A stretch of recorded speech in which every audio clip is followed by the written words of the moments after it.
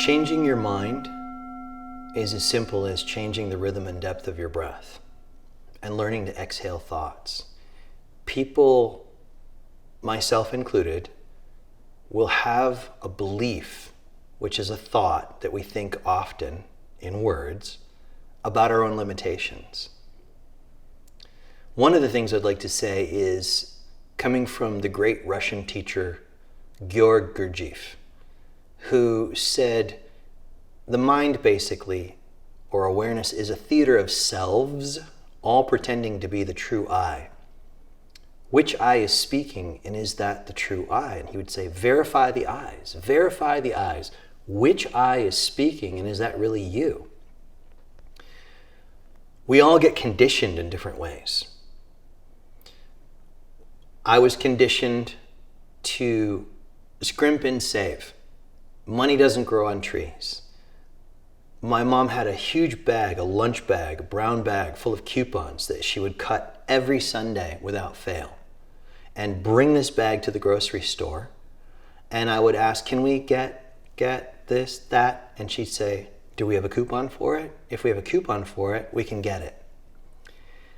It took me years to get comfortable spending on myself, whether that was buying clothes that were nicer than I thought I could have gotten growing up, or whatever it is.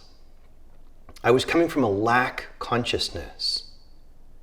And as long as I or you are in a lack consciousness, that I'm not enough, something is not enough, or there's not enough, we'll see more evidence that that's true. And yet there are people all over the world, in any economic condition, who are knowing how to thrive. And I'm not talking about the people who are doing smarmy things. I'm talking about people who actually are embodying abundance consciousness, abundance mindset. And that takes practice. So as I verify the eyes, which eye is speaking in my mind? Perhaps it's time to get a new car. And perhaps I'm looking at something that's a different price point than I'm used to. I probably can afford it. Let's say that I can. But my mind wants to jump in with different limitations. I have a chance to check in with myself in the very moment. I can ask myself good questions about the limitations that are coming up. Is this really true? Do I need to be concerned about spending this extra money? Now let's pivot it to practices because that's more relevant. So I got a question earlier today about somebody in writing saying, I struggle with my breathing. Breath work is difficult. I don't understand my breath. I yawn in meditation. Well, which eye is speaking in that moment? And is that really this person, the true essence of this person? No, it's a subpersonality. It's a form of old conditioning. It's a form of lack consciousness. It's a form of what tantras call anavamala, this sense of I'm bad, wrong, and flawed that comes up for almost every human until we're beyond a very late stage of enlightenment. It sits in this region between the neck and the belly, works through the vagus nerve, and basically contracts us over and over again to feeling less and insufficient and incapable in different ways. Maybe not in every way. So when it arises, if we're serious about practice, if we're serious about willing to explore the possibility that the sages and saints were right and enlightened awareness lives within all of us, then we need to create some space around that mindset. I remember when I was a kid reading a book by the author Richard Bach called Illusions, The Adventures of a Reluctant Messiah. I would read it every year for a while. It's one of my favorite little books. Tiny little book. You can read it in a day.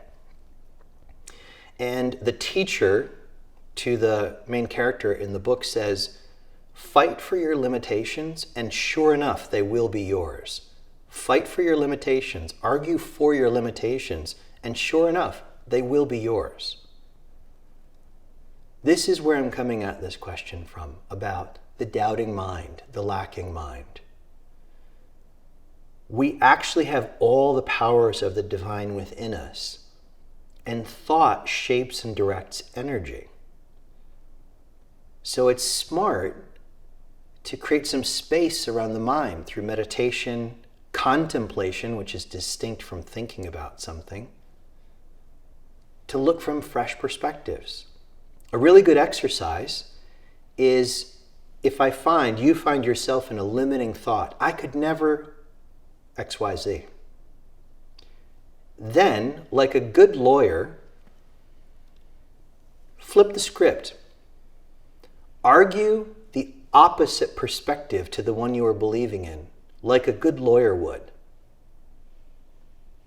Then pick a totally different perspective and argue the truth of that perspective. It will loosen you up from the first limiting perspective.